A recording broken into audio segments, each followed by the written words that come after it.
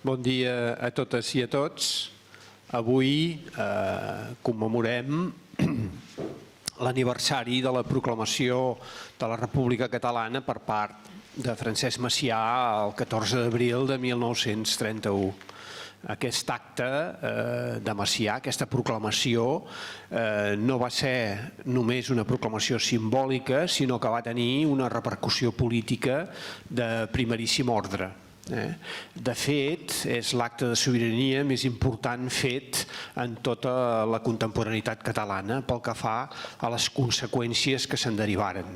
Des de la mateixa proclamació hi va haver un govern de la República Catalana que 3 dies després negocia amb el govern ja republicà de Madrid que aquesta República Catalana prengui el nom de Generalitat de Catalunya i que obtingui un estatut i un règim polític d'autonomia política, d'autogovern, com no hi havia estat des del segle XVIII, des de l'abolició del que seria l'estat català arran del decret de nova planta de 1714. Per tant, realment l'acte de Macià instituirà un autogovern que de fet és el mateix que tenim ara. Sense el gest de Macià no s'entén la possibilitat d'una Generalitat de Catalunya ara i aquí. Des del mateix moment de la proclamació, en realitat, tot i el canvi de nom de la República Catalana per la Generalitat de Catalunya, la Generalitat funcionaria com una mena de república emmascarada. Realment, l'aspiració és d'un autogovern de plens poders. Hi haurà l'Estatut del 31, en el qual s'establiran les reivindicacions que seran votades massivament en referèndum.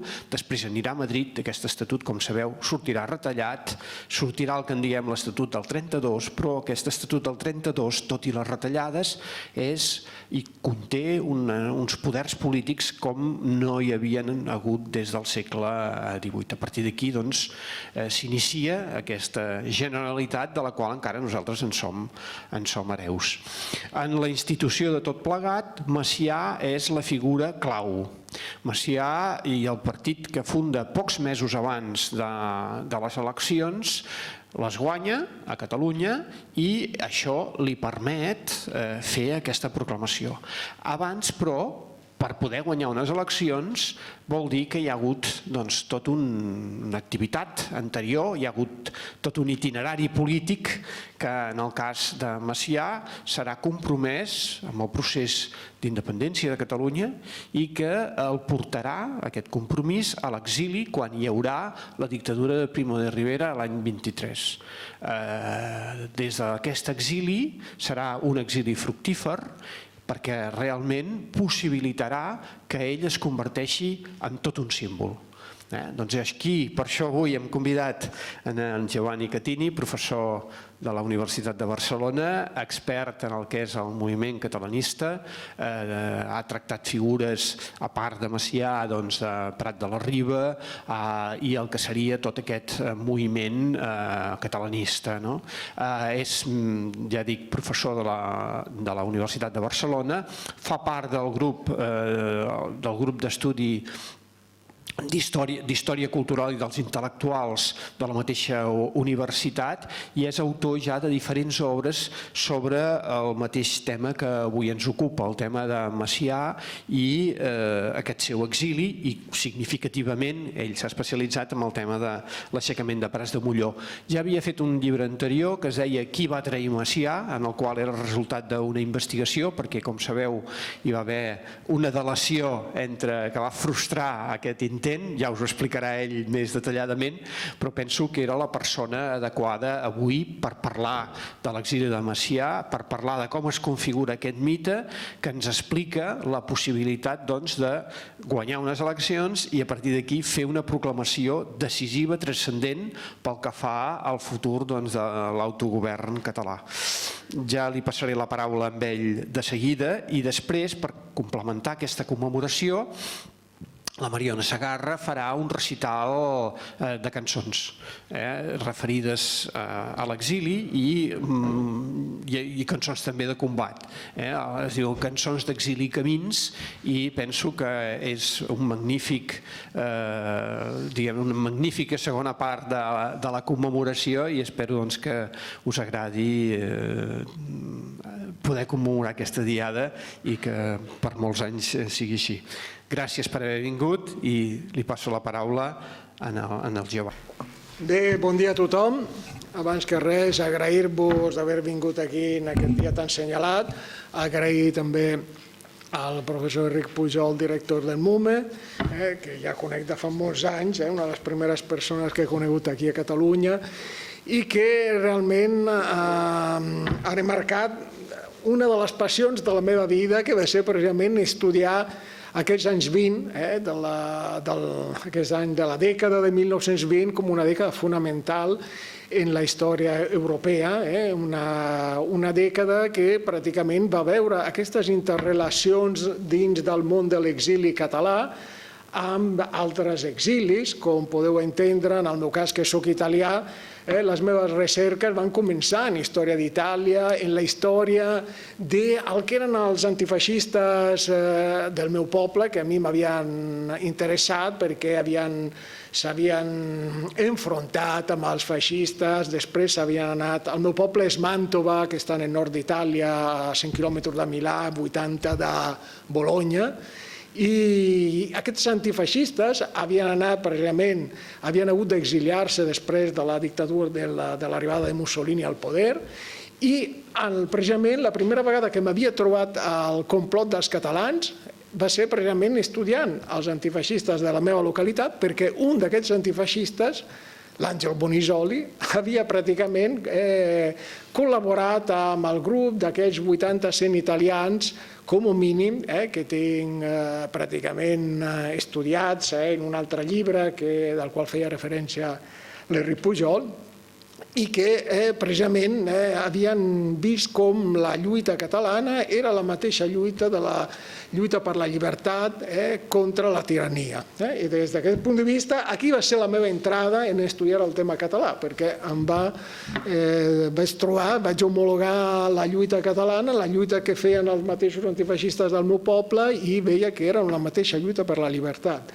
Des d'aquesta perspectiva, per això us explico aquest antecedent, perquè veieu d'on surt el meu interès per la història de Catalunya ja fa més de 25 anys, quan vaig començar a fer aquestes recerques en els arxius italians. I, finalment, després d'haver vingut aquí a estudiar, haver fet el doctorat i haver treballat reiteradament diferents temes, estic convençut que el tema de l'exili és d'una gran importància per poder entendre Francesc Macià i també per poder entendre el viratge de Francesc Macià. Tots coneixeu Francesc Macià, és sobrat recordar que des de la seva entrada en política al 1907 fins a la seva mort al 1933 va ser una figura senyera de les reivindicacions catalanes. I en aquest sentit voldria remarcar la intervenció que m'he plantejat presentar-vos en aquesta conferència, tres grans temes que penso que són els temes que m'agradaria que quan sortíssiu d'aquí diguéssiu de què ha parlat. Tres temes. Primer, la importància que durant l'exili Francesc Macià madura el que és la seva reflexió més potent, estratègiques, de moure les peces en un tabler d'aliances que el porten a ser al centre polític de Catalunya, de l'oposició, no només de l'oposició catalanista a la dictadura de Primo de Rivera, sinó que el transformen en un opositor que va més enllà de Catalunya, sinó que és reconegut per tota l'oposició a la dictadura de Primo de Rivera. En aquest sentit, desgranem la seva activitat. També perquè allunyem aquell primer Francesc Macià que entra en política el 1907 i fins al 1914 el veiem al Parlament espanyol on llueix pels seus coneixements, perquè ell diríem que no és un teòric. El catalanisme ha tingut moltíssims teòrics entre el final del segle XIX i les primeres dues dècades del segle XX, des de Valentí Almirall al final del segle XIX com a representant del catalanisme republicà, passant per Enric Prat de la Riba, el gran seny ordenador de Catalunya, de la Catalunya conservadora, o Domènec Martí i Julià, i un llarg etcètera de teòrics. Francesc Macià no ho és, però Francesc Macià aportarà a la teoria l'estratègia política d'un militar. Doncs, des d'aquesta perspectiva, un dels primers temes que us vull tractar és aquest tema, i de com l'exili és important per la política d'aliances estratègica de Macià. El segon tema del qual us vull parlar és veure l'imatge de l'exili com una imatge molt complexa, que ja sabeu que l'exili és una constant de la història contemporània de Catalunya. No cal que pensem en l'actualitat, sinó que només que fem una mirada a llarg termini fins a la nostra actualitat i veiem que des del segle XVIII, XIX, segle XX, segle XXI, sempre hem de parlar d'exili. I l'exili són un període històric que a posteriori sovint ens agrada idealitzar-los, ens agrada veure'l des d'una perspectiva romàntica, des d'una perspectiva de gent que s'enfronta amb gran valentia als esdeveniments. Tot i això, quan anem a desgranar, veiem que l'exili és molt complicat i que les divisions, les ruptures, els desànims són la nota predominant. És una reflexió pensada en els anys 20, però que a vegades és atemporal. Ho podríem projectar a tots els exilis. Segurament tots coneixeu Dante Alighieri, el poeta més important del 1300 italià, que deia precisament en l'exili que anant a l'exili només qui vivia a l'exili sabia lo salat que era el pa que es menjava fora de la Toscana, fora de Florència a Nadal, perquè ja sabeu que el de Florència no salen el pa perquè tenen un menjar molt sabrós. Per això l'exili és una constant, diríem, molt important, i veure l'exili també de les divisions, dels desànims. El segon punt. I el tercer punt, que és precisament un dels punts principals que tracto en aquest llibre, és un tema que sempre m'ha interessat molt, que és el control policial i on arriba fins al control policial, des d'una doble perspectiva.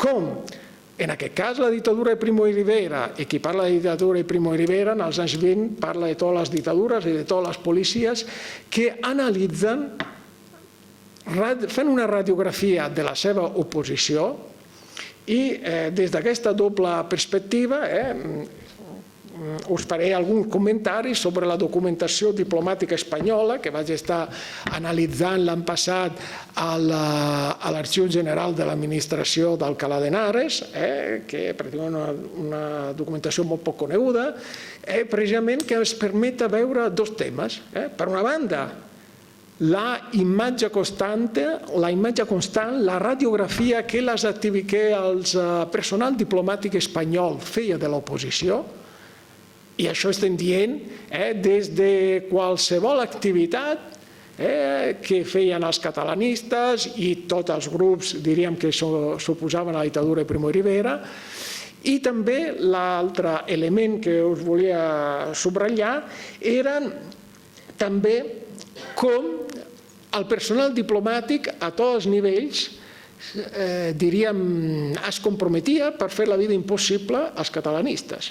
I qui diu catalanistes, a tots els opositors de la dictadura de Primo de Rivera. Però, pràcticament, com suposo que he intentat, diríem, demostrar en aquest llibre, és respecte a totes les imatges que tenim lligades a Prats de Molló, aquest intent d'expedició militar de Francesc Macià no fa cap quixotada, no fa cap coses esperpèntiques que pràcticament ho van intentar, diríem, ho van descriure els principals enemics de Francesc Macià, tant que fossin de les autoritats filogovernamentals de la dictadura de Primo de Rivera, com també el catalanisme moderat, que el va titllar de romàntic, de quixot. I en canvi, precisament a la documentació diplomàtica, l'element que queda molt patent és que Francesc Macià és la principal preocupació de les autoritats diplomàtiques espanyoles, que estan totalment, diríem, obsessionades en seguir, en veure què està fent Macià, perquè Macià és un militar. O sigui, que és un militar i que està organitzant militarment l'oposició i és un referent per tota, no només pel catalanisme, sinó també per als altres opositors espanyols i especialment de la Confederació Nacional del Treball, la CNT, que queda molt emmirallada en el que fa Francesc Macià i que pràcticament arriba a uns acords molt clars en aquells anys 20. I de fet, sense aquests acords, sense aquesta complicitat de Francesc Macià amb la CNT, tampoc podríem entendre, com explicava ara fa un moment el professor Enric Pujol, aquest suport popular que té Francesc Macià en tots els barris populars de tota Catalunya i també en el cinturó metropolità de Barcelona, també en els barris d'immigració de Barcelona, en què ja, com va demostrar en el seu moment la Mercè Vilanova i va tornar també l'Albert Balcells, va tenir un recolzament precisament de vots en la població immigrant no catalanoparlant. Doncs, tres elements que ens ajuden a entendre com l'exili és un element cabdal en la vida de Francesc Macià per poder exercir aquest lideratge polític que el portarà a ser al capdavant de la Segona República Catalana o la República Catalana per antonomàsia del 1931, que avui estem celebrant i estem reflexionant sobre el seu llegat en la nostra actualitat, que sempre, en fi, la història mai es repeteix i els ingredients i els autors sempre són diferents, però sí que ens ajuden a pensar històricament per veure com davant d'uns problemes aquelles generacions d'opositors, aquestes generacions de catalans van reaccionar i van actuar davant dels esdeveniments. Com us deia, un element per a mi cabdal, el primer element, és que Francesc Macià té molt clara, a partir precisament de la conjuntura, diríem, de 1917-18, la importància de teixir aliances estratègiques. La seva idea és constant. Ja, si recordeu, a l'estiu de 1917 hi ha una coneguda triple crisi del sistema de la restauració, hi ha la famosa assemblea de parlamentaris a la ciutat de Barcelona, hi ha després les juntes dels militars, les juntes de defenses de les oficialitats que s'estan rebel·lant, hi ha els sindicalistes que pràcticament s'estan enfrontant i volen fer un canvi radicals, i Francesc Macià ho veiem ja en el 1917, a l'estiu del 1917, com ja va demostrar fa poc un estudi de Joan Esculias amb el David Martínez Fiol, que Francesc Macià prepara una insurrecció armada. Francesc Macià ja no és el polític parlamentari que a Madrid estudiava i feia els discursos sobre l'estat de la finança, l'estat de l'exèrcit espanyol, l'estat de la marina, l'estat de l'oli, les polítiques a favor del desenvolupament de les comarques, de les Borges Blanques, etc. I en canvi ja és un activista paramilitar. Ell ha quedat impressionat que el 1916 els irlandesos s'han aixecat en armes i ja veu que el canvi polític pot ser propiciat per l'ús de les armes. I des d'aquesta perspectiva ja veiem que Francesc Macià el 1917 ja està teixint aliances amb la CNT. Ja intenta anar a parlar amb la gent de la CNT, intenta anar a parlar amb la gent de les juntes de defensa militar per recolzar-se en sectors diferents, heterogenis, per fer el seu aixecament en contra de l'estat de la restauració. Com sabeu, tot anirà en orris i el 1923, després de 5 anys de conflicte sociopolític importantíssim a Catalunya, el capità general Miguel Primo de Rivera fa el seu cop d'estat el 13 de setembre de 1923 i aquest cop d'estat està pensat específicament contra les dues bèsties negres que té el dictador, la CNT i els separatistes, com es coneixien els independentistes del període, o sigui, contra Francesc Macià. Francesc Macià s'ha d'exiliar de seguida. I com us deia, en aquell llarg exili, llarg exili res comparat després amb el següent, per favor, no vull dir que en fi, no vull fer ara comparacions, però sí que l'exili que fa Francesc Macià des del setembre de 1923 en endavant, Francesc Macià és una persona que per l'època, per l'estat de la vida de l'època, era una persona gran. Havia nascut el 1859 i, clar, tenia gairebé 64, a punt de fer 65 anys quan s'exilia. O sigui que era una persona que era considerada una persona gran als criteris de l'època. Però Francesc Macià, de seguida, té molt clar, primer, que la seva acció política s'ha d'estructurar amb la creació d'un exèrcit català, un exèrcit català d'alliberament nacional.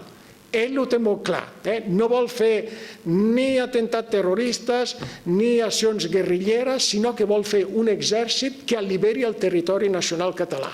Ho té molt clar i ho teoritza ja a la tardor de 1923, començament de 1924.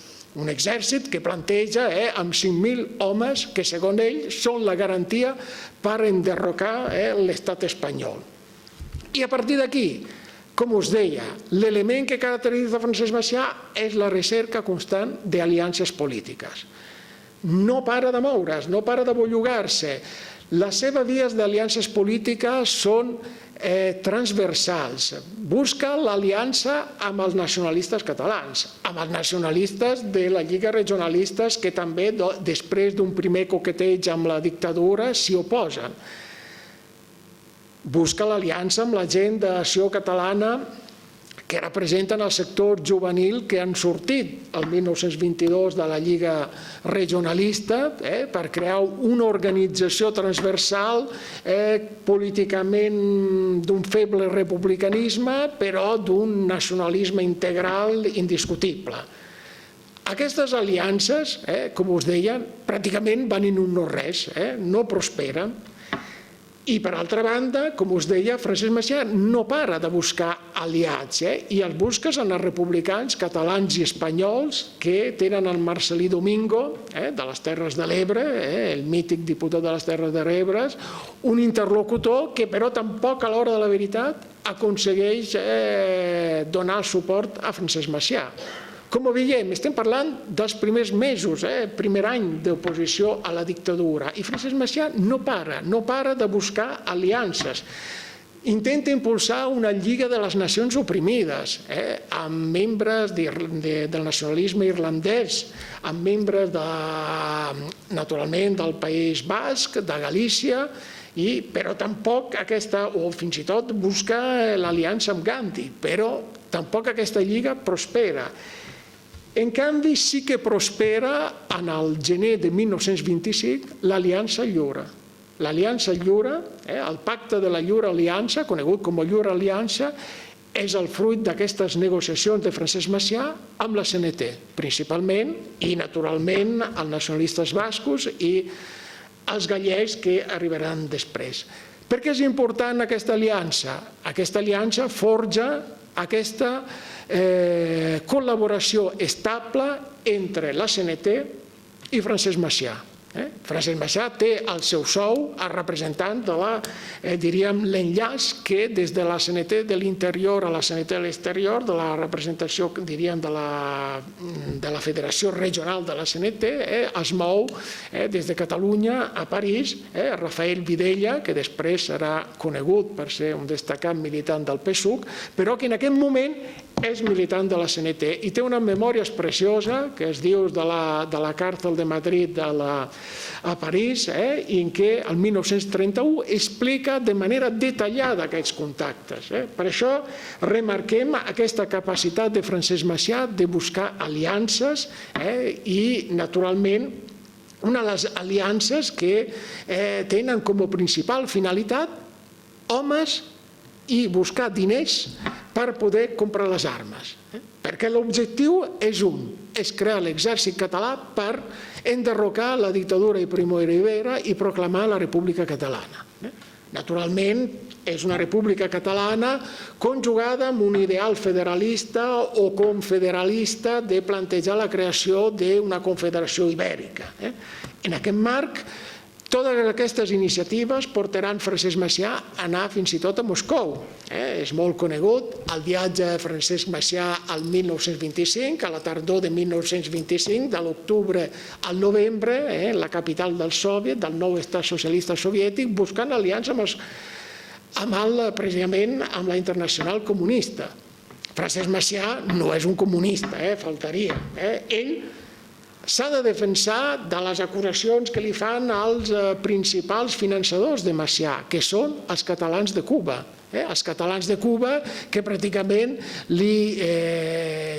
tenen constància que està fent uns triplijocs polítics que no li agraden, perquè voldrien un aixecament únicament català. En canvi, Francesc Macià replica que ell s'està obrint tots els camins perquè l'important és arribar a l'acció. Per això deia, en aquesta política que el portarà fins i tot a tenir contacte amb els militars que s'estaven oposant a la dictadura de Primo de Rivera. I recordem que en el 1926 hi ha la Sant Juanada, per Sant Joan, en què hi ha un intent d'aixecament. Com us deia, us estic citant aquests elements perquè veieu la importància que té per Francesc Macià l'acció estratègica. Francesc Macià no compra ningú, no compra el programa polític dels comunistes, tampoc els de l'anarquistes. Ell té molt clar que vol una Catalunya lliure i socialment pròspera i que aquest tema lo reivindica constantment. I també a Moscou dirà que ell, quan estigui al capdavant de la República Catalana, deixarà, òbviament, un ampli espectre polític a totes les forces polítiques perquè es puguin organitzar i fer propaganda sense cap limitació i, naturalment, de donar aixopluc a les classes treballadores i a les classes obreres en general. En aquesta perspectiva, Francesc Macià, que ha madurat una visió, diríem, socialdemòcrata, per utilitzar un llenguatge que en aquella època no s'utilitzava, però que ho fem servir per explicar-nos, molt clara. Per això, aquest element d'estratègies de buscar armes, de buscar diners, de buscar homes, el porta també a l'estiu del 1926 a entrar en contacte amb l'oposició antifeixista italiana, amb tots aquells homes que malviuen en els barris, amb tots aquells homes, amb un sector d'homes que malviuen en els barris perifèrics de la capital francesa, però també en altres localitats, que entren en contacte amb els principals activistes catalanistes. En aquest sentit, Joan Nicolau, un dels membres d'Estat Català del partit de Francesc Macià, es troba a treballar amb un italià que es diu Arturo Rizzoli i que pràcticament és l'enllaç amb aquest món heterogeni de l'antifeixisme italià. És un món que, com us deia, que lliga també amb el tercer tema del control policial. És un món de gent que malviu. Gent que malviu vol dir que l'exili és molt romàntic quan el reconstruïm a posteriori, però quan no tens diners per menjar, al final, si no tens una creença sòlida com uns ideals ferms, pots caure en la tentació de col·laborar amb les autoritats policials. Aquests elements és un dels elements que he estat estudiant i que ens fa veure com diferents d'aquells antifeixistes italians que finalment aniran amb Francesc Macià es venien per un plat de llenties, no es venien per milions. Sempre l'imatge quina és? Ricciotti Garibaldi, net de Garibaldi, que ven a Francesc Macià. Això és la gran foto de la pel·lícula que surt després del procés de la detenció de Francesc Macià del 4 de novembre del 1926 i després del procés del gener del 1927. Però la realitat és que, i diríem, les autoritats diplomàtiques espanyoles estaven al cas dels moviments de Macià per diferents canals. També hi havia el canal català-espanyol.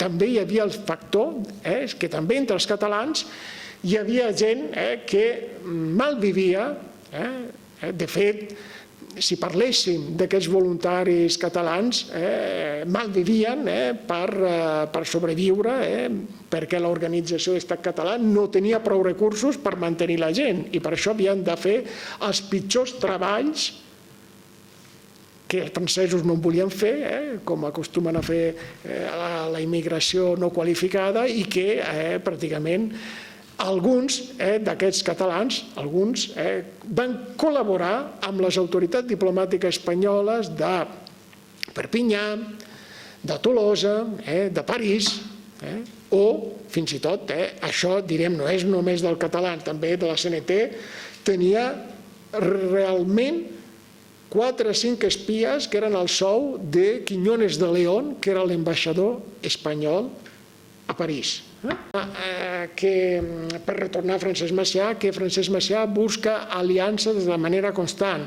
Sap i ho intueix. Jo he arribat a la conclusió, amb aquell llibre que acabo de publicar, que Francesc Macià tenia constància que hi havia pràcticament gent que estava col·laborant amb les autoritats policials. De fet, l'Artur Coromines, un dels representants destacats del separatisme català, de l'independentisme català a Tolosa, ja adverteix a Francesc Macià que tenen uns serveis de contraespionatge i que s'han adonat que alguns d'aquests voluntaris catalans que han fet el jurament a la bandera catalana, que han fet el jurament a l'Estat català, que han fet el jurament d'aixecar-se quan arribi l'hora, realment són una gent que pràcticament està allí per intentar veure el que està passant, però que no es vol comprometre de manera real.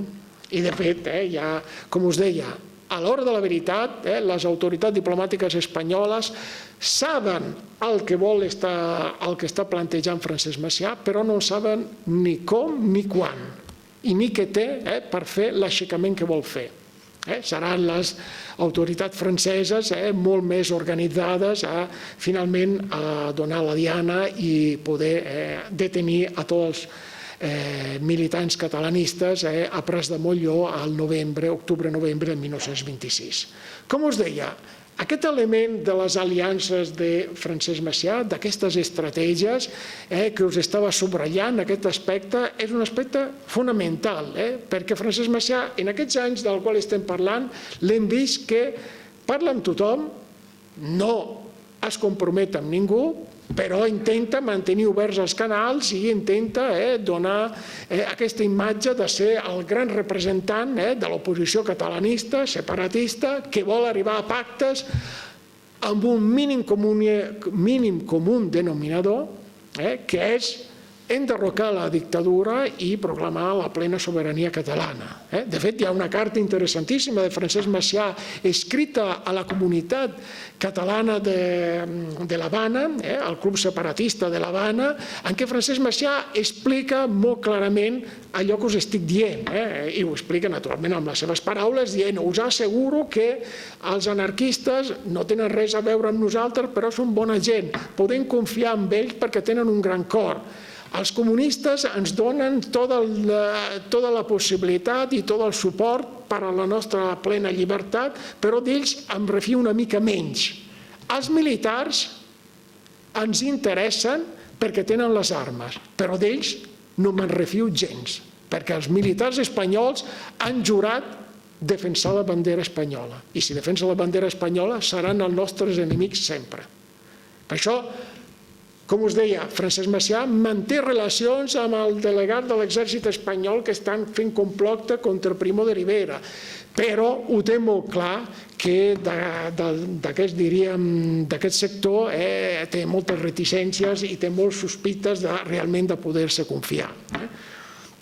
Com us deia, però aquests elements són fonamentals, perquè recordem-lo, ara si fem un pas endavant de 3 anys, el 1930, a l'estiu de 1930 a Sant Sebastià, recordem-lo, dels grups que pacten l'aixecament a favor de la República, i és Estat Català. Estat Català, hi ha el delegat de Francesc Macià, hi ha pràcticament l'absència del nacionalisme basc, El nacionalisme basc no hi va perquè no confia, perquè volen aconseguir la seva autonomia o la seva independència només amb les seves forces, i els gallecs no arriben tampoc.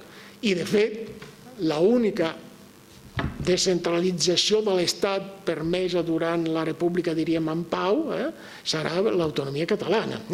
Doncs això és possible perquè Francesc Macià sempre té una actitud estratègica de mantenir els contactes amb totes les forces polítiques de l'oposició. I, naturalment, després del feix d'armes de Prats de Molló, Francesc Macià es projectarà, es catapultarà com el gran campió de la lluita determinada, de la lluita sense pactes i sense, diríem, cediments al dictador. Per això la credibilitat de Francesc Macià serà enorme. Com us deia, aquest és el primer element que us volia subratllar, la importància de l'estratègia de les aliances polítiques de Francesc Macià per aconseguir el seu objectiu de la plena sobirania catalana. Segon element del qual us estava parlant, la importància de veure que l'exili no és una bassa d'oli, que no és aquesta imatge romàntica que tenim quan pensem o quan llegim imatge de l'exili. L'exili és un lloc de conflictes, és un lloc de traïcions, de desafeccions, de decepcions, de desencisos molt grans. I Francesc Macià, com us dic, des del minut zero que està a l'exili vol organitzar l'exèrcit català, i els joves que el segueixen volen passar a l'acció ja. No volen esperar, no volen ser més, no volen tenir, volen precipitar-se. I aquest fet, clar, un home madur de 64-65 anys, que és un militar, que té molt clar el que necessita, que planteja sobre quines guarnicions es pot recolzar. Francesc Macià ho té molt clar. Hem d'anar a Olot, a buscar els reservistes d'Olot perquè no vagin a l'Àfrica. L'Àfrica és sinònim de la guerra colonial, una guerra colonial que ha costat milers de morts catalanes i espanyoles, en el Barranco del Lobo el 1909, Anual el 1921, milers de soldats han estat assassinats, han caigut davant les tropes dels rebels del Rif, de les tropes liderades per Abdelkrim. Doncs Francesc Macià aleshores troba un problema important, que amb la gent jove de 17, 18, 19, 20 anys amb la qual es recolza, aquests nois volen anar a l'acció ja, no volen esperar-se. I temporitzar amb el jovent és molt complicat. I de fet, Francesc Macià el vol educar militarment, el vol educar amb disciplina, li fa fer marxes militars, li fa excavar trinxeres.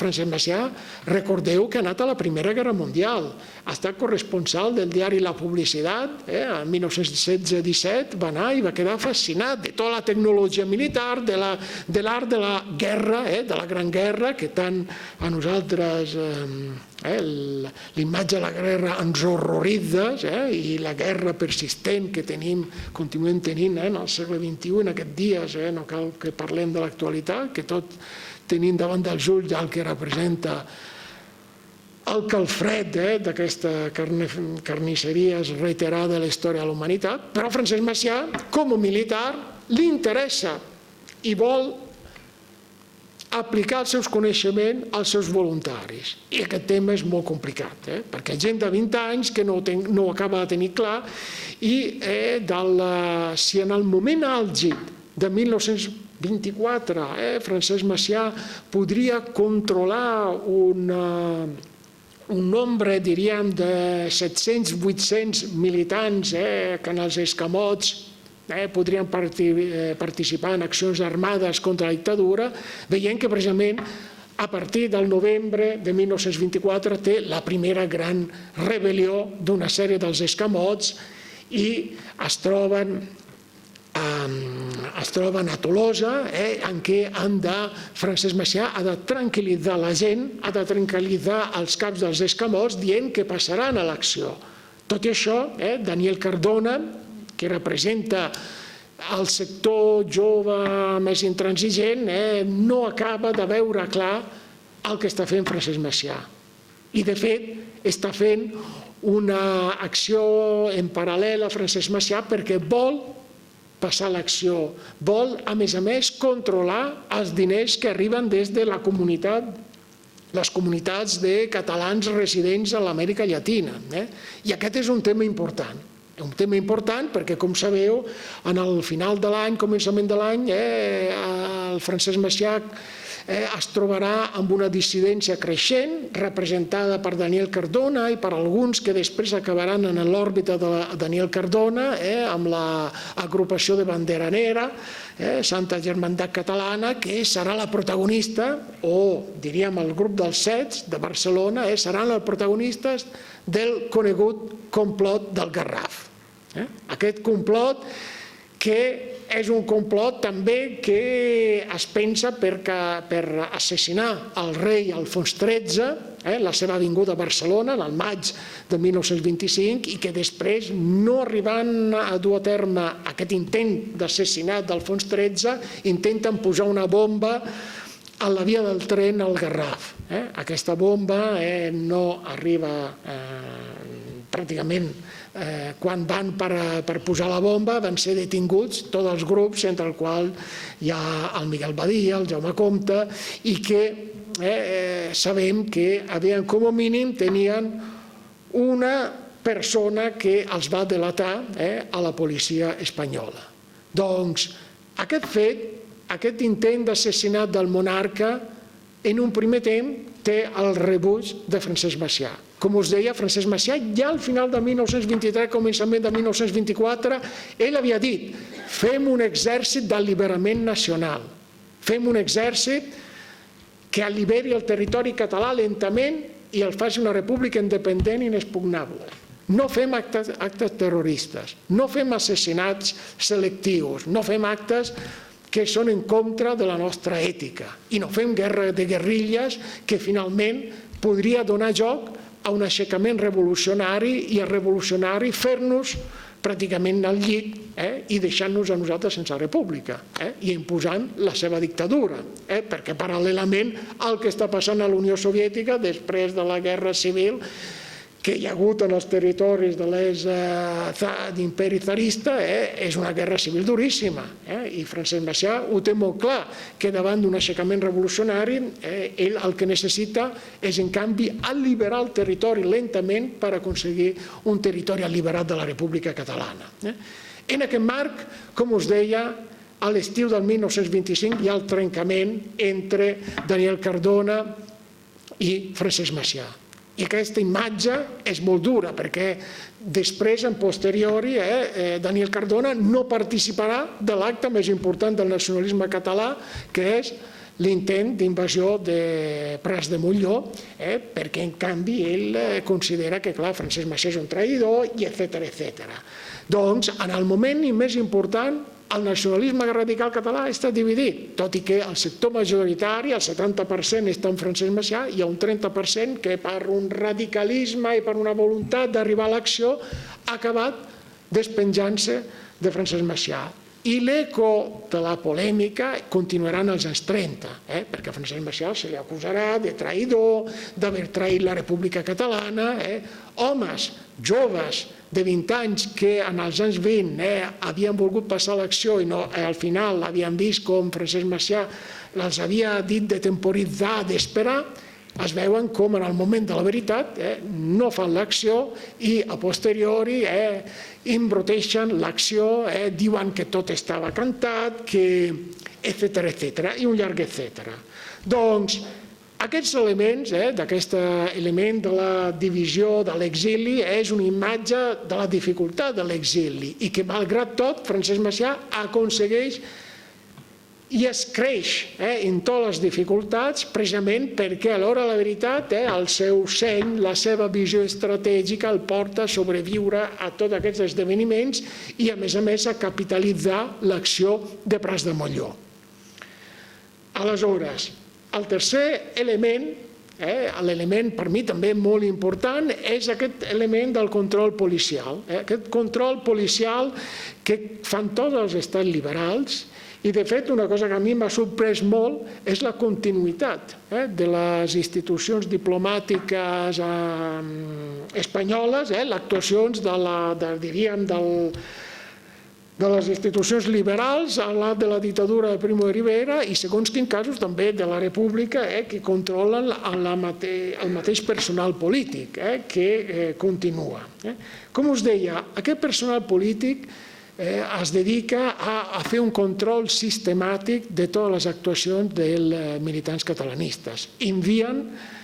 Envien infiltrats o envien persones que després li fan un relat del que estan dient i fent els militants catalanistes. En aquest sentit, el 1924 és l'any central. Per què? Perquè a Tolosa hi ha un grup, pensem que en la zona d'allò que li diem la Catalunya Nord hi ha com 25.000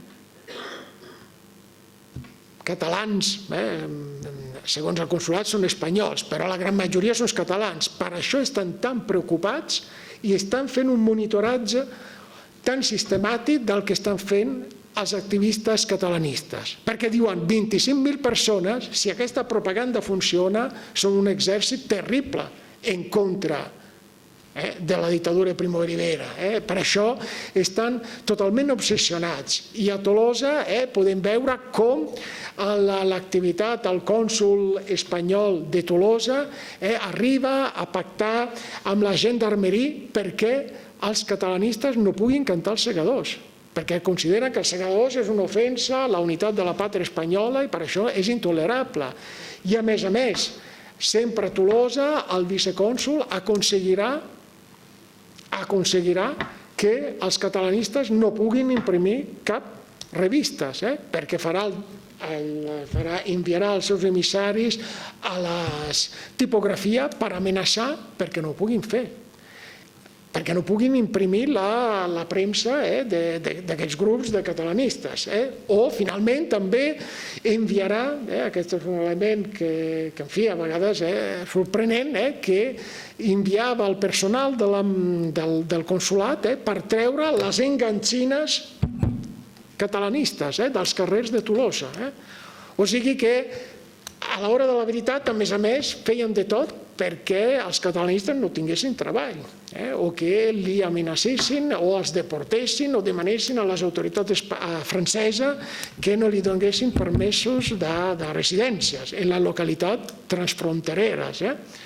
Doncs, des d'aquesta perspectiva, com us deia, ens fa veure com la vida dels exiliats s'havia d'enfrontar amb quelcom que era molt complexa, com era el control de la diplomàcia espanyola i totes les seves artimanyes per poder fer la vida impossible als exiliats. A més de, com us deia, fer un control sistemàtic de les activitats que feien i intentar també comprar militants d'estat català, legionaris d'estat català, dels escamots de Francesc Macià i, de fet, hi ha alguns casos que són molt sonats, de gent que coqueteja amb les autoritats diplomàtiques espanyoles per allò que us deia abans. Davant del malviure, tothom busca, o tothom, alguns busquen un sobresou. I com us deia, l'element més destacat que Francesc Macià està al cas que les autoritats espanyoles l'estan seguint, l'estan rastrejant, fins i tot arriba a tenir gairebé la certesa que expistolers del sindicat Lliure de Barcelona s'han portat a França per assassinar Francesc Macià.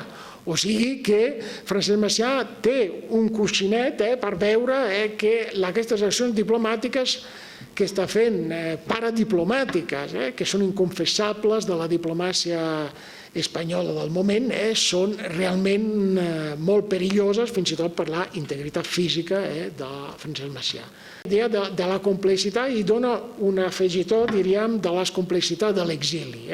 En aquest exili que és fonamental per forjar el mite de Francesc Macià des de la perspectiva que ell té de les aliances estratègiques, que us dèiem, totes les forces polítiques, que el porten a ser al centre de la, diríem, de molts dels complots que es fan contra la dictadura de Primo de Rivera i que el projectaran en el campió de les llibertats catalanes i també de l'oposició a la dictadura de Primo de Rivera. I per altra banda, aquesta dificultat de l'exili que ens fa veure també aquesta imatge que l'exili no és una bassa d'oli, que l'exili és molt complex i que les adversitats són la tònica de tots els exilis, com el desànim, el desencís i les divisions. I malgrat tot, Francesc Macià, que té fugides, perquè després, al final de 28-29, molts dels seus homes se'n van, creant altres organitzacions polítiques, però ell aconsegueix mantenir un pinyol que serà la base del seu activisme de la primavera de 1931 i que serà la base del gran èxit popular de l'abril de 1931. I finalment el control policial no deixa de ser al final la quinta essència de que malgrat el control policial Francesc Macià es creix en tots aquests esdeveniments. Doncs avui hem estat reflexionant sobre l'exili com un període cabdal que farà sí que Francesc Macià el podrà capitalitzar i encara avui en dia recordem el 14 d'abril com deia al començament d'aquesta conferència a l'Enric Pujol, com l'acte de sobirania més important del segle XX. Moltes gràcies.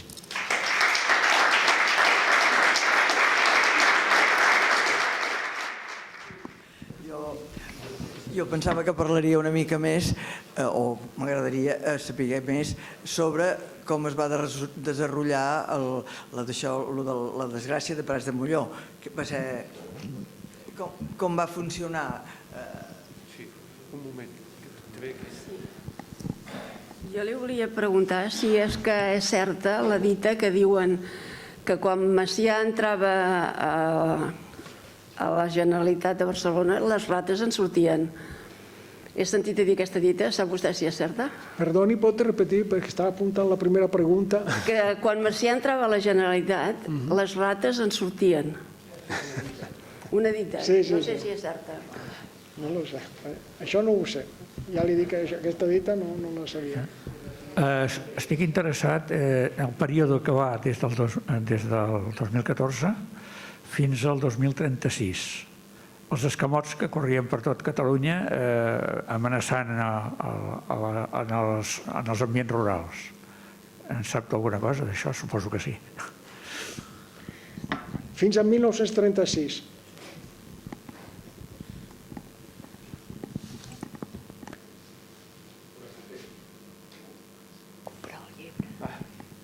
És que aquí me pregunta, no es pot comprar el llibre el teniu al museu mateix, que podreu, a la llibreria del museu el trobareu, tota la gent que estigui interessada.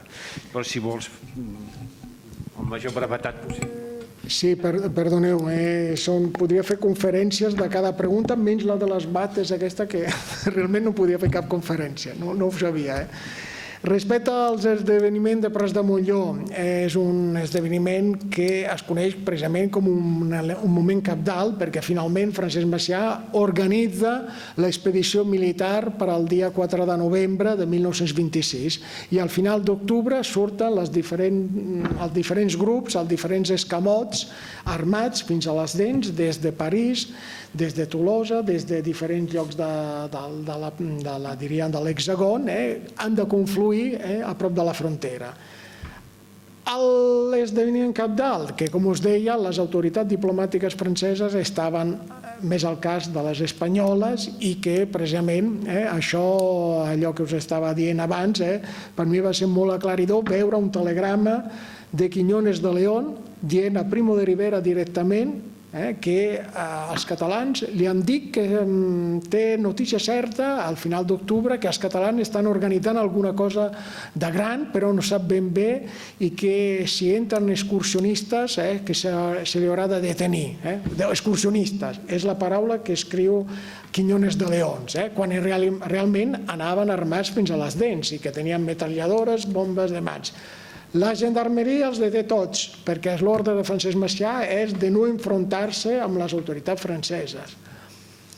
A posteriori, en els mateixos dies, detenen el famós Ricciotti Garibaldi. Ricciotti Garibaldi, que és realment un hipòcrita, oportunista, delator, un viveur, de la plena paraula, és pràcticament acusat de tots els mals possibles, perquè ell està de confidents de Mussolini. I, entre altres coses, té molts homes seus que van amb Macià, i alguns dels quals són delators de les autoritats diplomàtiques. Tot i això, com ho dèiem, Ricciotti Garibaldi no sabia exactament el dia de la sortida, i el detenen abans que detenin a tots els catalans, i no ho sabia exactament el dia perquè estava a Niça i estava més a prop de la frontera italiana que de la frontera de l'estat espanyol. Doncs aquesta batalla diplomàtica que representa l'oposició de la República Francesa a l'Itàlia feixista fa que Francesc Macià creixi encara més, perquè representa el verdader idealista traicionat dels italians i d'una vergonya que és Ricciotti Garibaldi, que és la vergonya a la família. Així d'una manera resumida, el fet de Pres de Molló. I a l'actuació dels escamots, òbviament hi ha de tots en els grups dels escamots i també s'hauria de veure molt bé segons quina època analitzem. Després de l'estiu del 1936 amb el col·lapse de l'ordre públic, ja no són ni escamots ni res, hi ha bandes de delinqüents que fan el que volen. Però això seria, com us deia, ja un altre tema i una altra conferència. Moltes gràcies.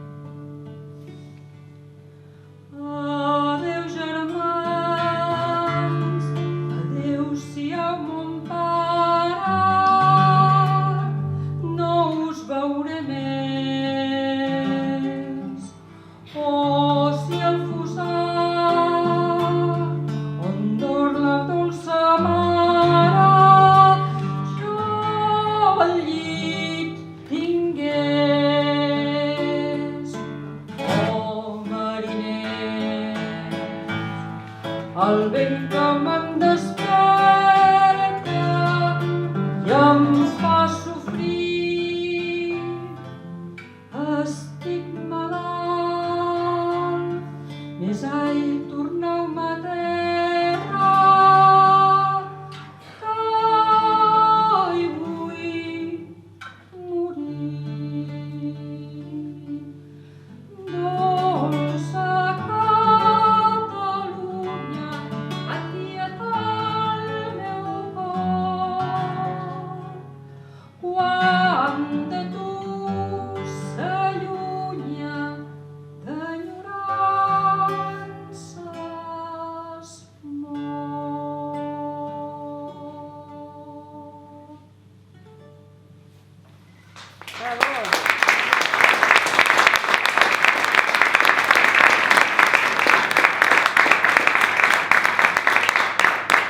Moltes gràcies. Bé, d'entrada, moltíssimes gràcies a l'Enric per haver-nos convidat, per poder ser en aquest mar tan fantàstic, al costat d'aquest museu meravellós, d'aquesta memòria, tristament, que no, tant de bo no l'haguéssim de recordar, però hi és, i forma part de la nostra història, per lo bé i pel dolent. I jo us he preparat un repertori. Bé, abans de res, perdoneu, vull presentar-vos el Raül Costafreda, guitarrista, amic, músic, fantàstic. Raül Costafreda!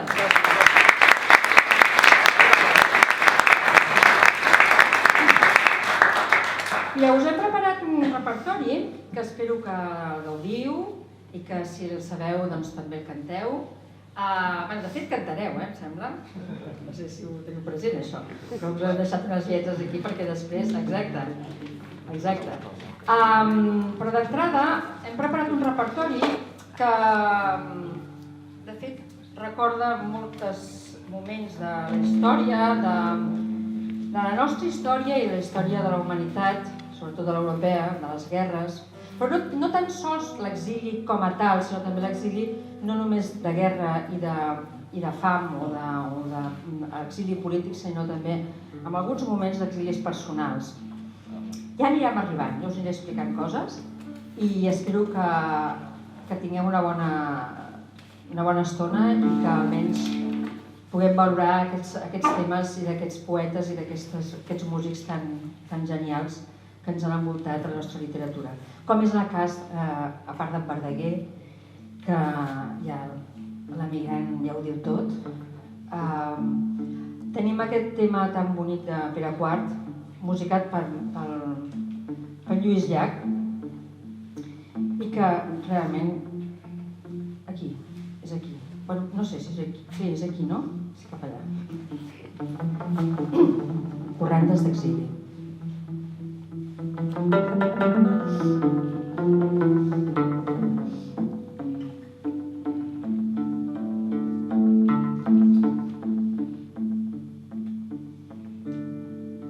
Una nit de lluna plena, tramuntàrem la carena lentament sense dir res. Si la lluna feia el ple, també el feu la nostra pena. L'estimada m'acompanya de pell bruna i aire creu, com una mare de Déu que ha trobat a la muntanya. Com una mare de Déu que ha trobat a la muntanya. Perquè ens perdoni la guerra, que l'ensagna i que l'esguerra.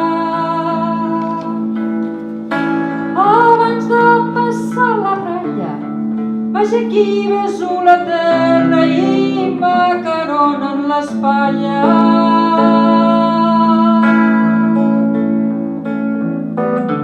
A Catalunya d'així, el dia de ma partida, mitja vida condormida. L'altra meitat vinc en mi per no deixar-me sens vida. Avui en terres de França i demà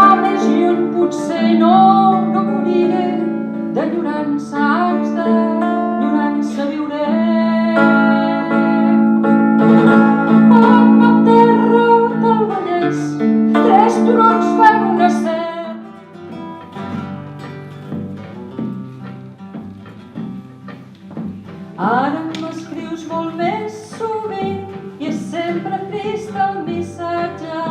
Sent allunyar-se aquells matins que enduien les teves caretes.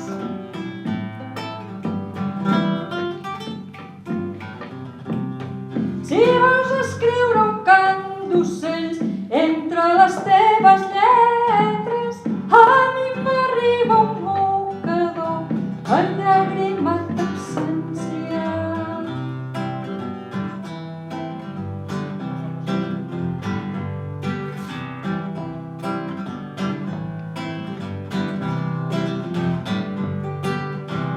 Ara m'escrius molt més sovint i és sempre trist el missatge. Sent allunyar-se aquells matins que em duien les teves caretes.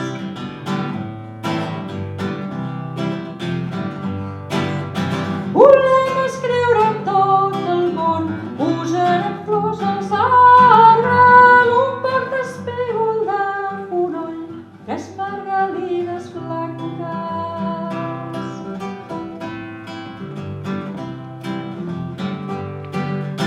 Volem escriure a tot el món, posarem flors als sobres, un poc d'espígol de fonoll, 3 margarides blanques.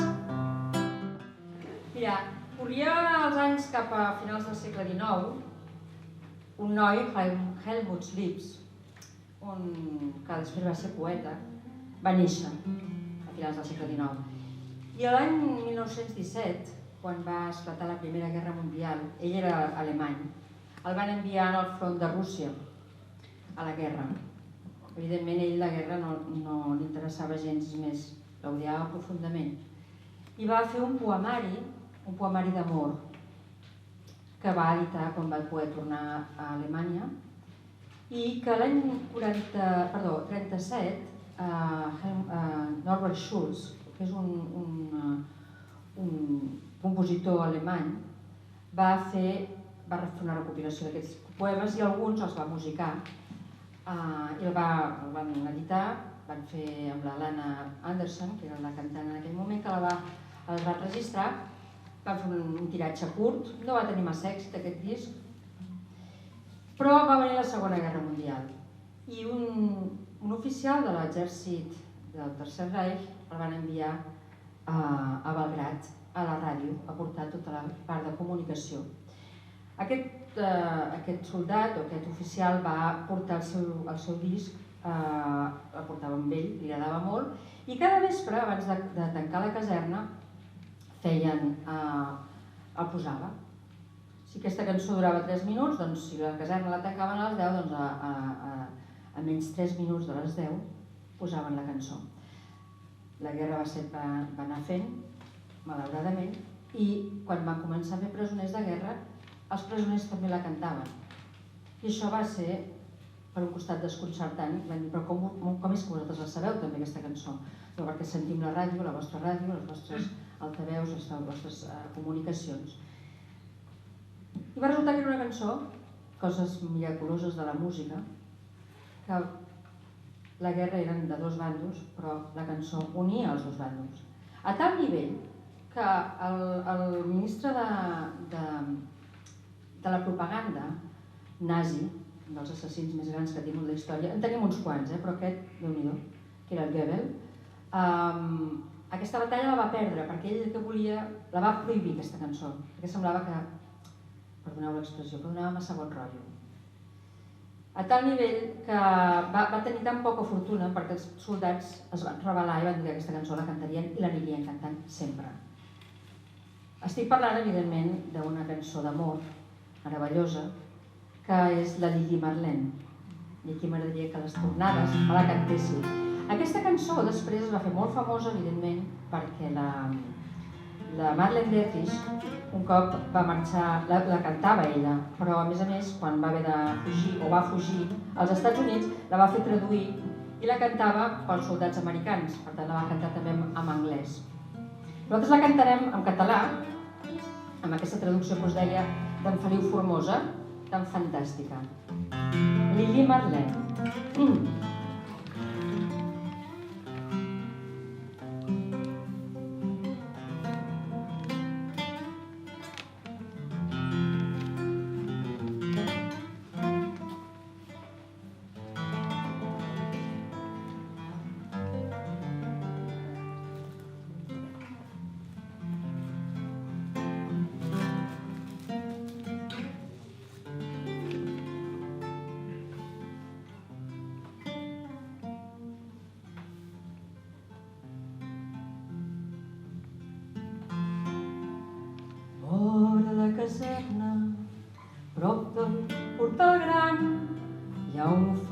francès on sovint ens vam parlar.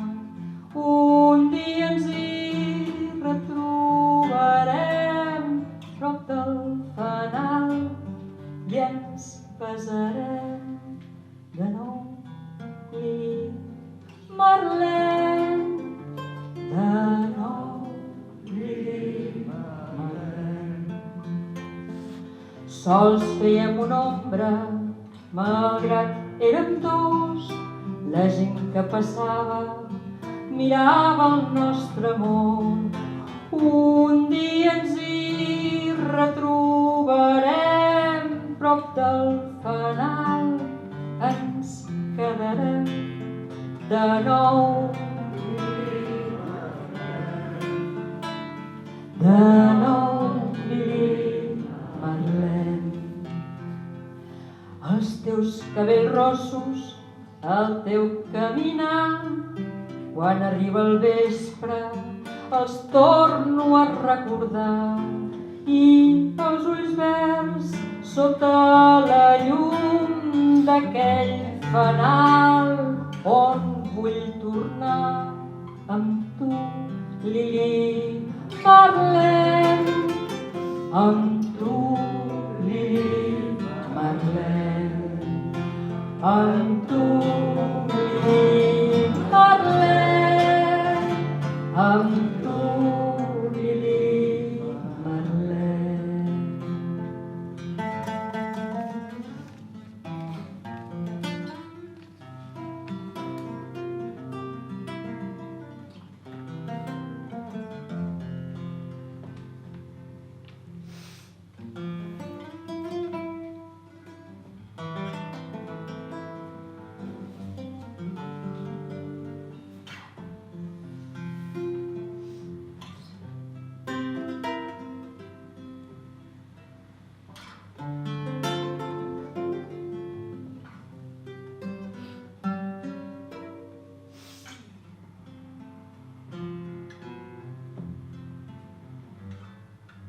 Com més lluny em trobo, més et sento a prop. Quants més dies passen, l'amor és molt més fort. I entre la boira cap al tard, pensa al fanal on vull tornar amb tu, Lili Marlene, amb tu, Lili Marlene, amb tu, Lili Marlene, amb tu, Lili Marlene.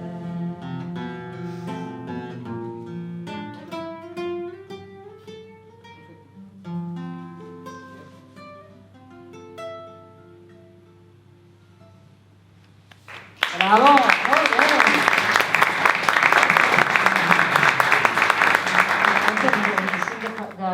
D'abril, 25 d'abril de 1974 va ser la revolució dels clavells, fantàstica revolució, meravellosa, la veritat, i molt emotiva aquesta cançó de Seca Alfonso.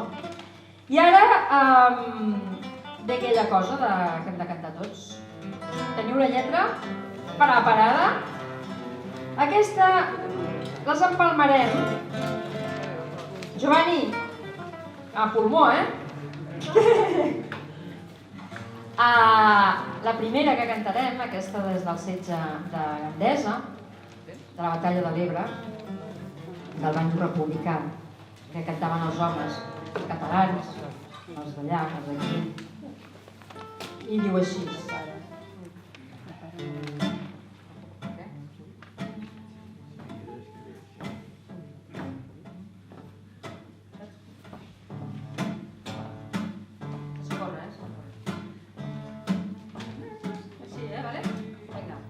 ¿Preparats? ¿Preparades? 2, 1 y... Si me quieres escribir, ya sabes mi paradero. Si me quieres escribir, ya sabes mi paradero. Tercera brigada mixta, primera línea de fuego.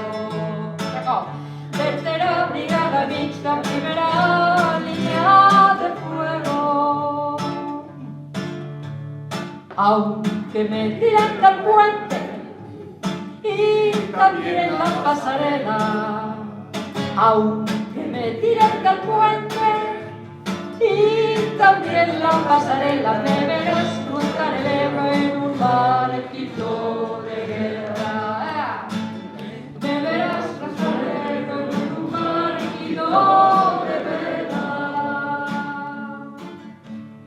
10.000 veces que lo diré, 10.000 veces que lo haremos, 10.000 veces que lo diré, 10.000 veces que lo haremos. Aquí estamos las mujeres, aquí estamos compañeros. Venga, vamos a sentir. Aquí estamos las mujeres, aquí estamos compañeros. Ya.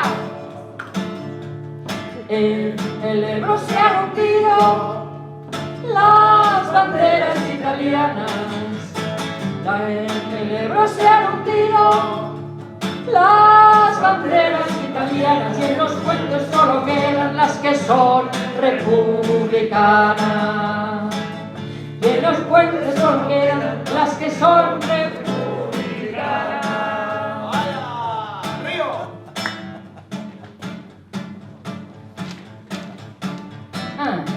Canviem. Girem a l'altra pàgina. No corris molt, que no serà aquí. Una mattina mi sono alzato, venga! Oh bella ciao, bella ciao, bella ciao, ciao, ciao. Una mattina mi sono alzato e ho trovato l'invasore. Oh partigiano, portami via. Oh bella ciao, bella ciao, bella ciao, ciao. Oh partigiano, portami via. Che mi sento di morire. E se io muoio, oh partigiano, oh bella ciao, bella ciao, bella ciao, ciao, ciao. E se io muoio, oh partigiano, tu mi devi seppellire da su montagna.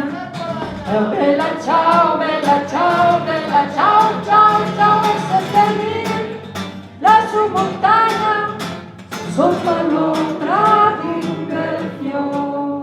Tutta la gente che passeranno, oh bella ciao, bella ciao, bella ciao, ciao, ciao. Tutta la gente che passeranno mi diranno che bel fiore. Questo fiore partigiano. Oh bella ciao, bella ciao, bella ciao, ciao, ciao. E questo fiore del partigiano morto per